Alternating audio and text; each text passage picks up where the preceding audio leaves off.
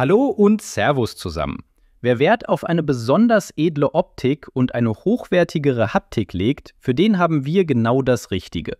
Unsere Lenkergewichte aus massivem Edelstahl. Im Lieferumfang bekommt ihr natürlich ein paar dieser edlen Gewichte für die linke und rechte Seite.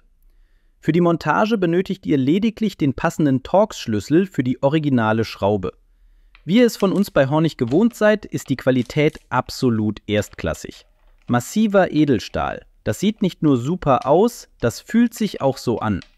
Das ist Wertigkeit, die man spürt. Und das Beste, die Fahrzeugbreite bleibt dabei exakt gleich und Vibrationen am Lenker werden in der Regel so weit wie nur möglich minimiert. Zuerst schraubt ihr das originale Lenkergewicht ab. Die originale Schraube verwenden wir wieder. Jetzt nehmt ihr unser neues Edelstahl-Lenkergewicht, setzt es an und schraubt die originale Schraube wieder ein.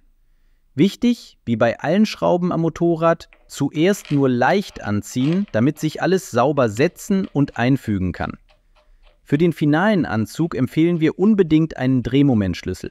Das korrekte Anzugsdrehmoment beträgt hier ca. 37 bis 38 Newtonmeter.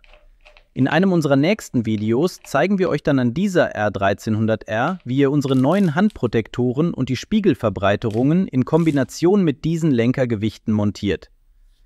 Wenn auch ihr euer Cockpit mit diesem hochwertigen Detail veredeln wollt, dann schaut bei uns im Shop vorbei.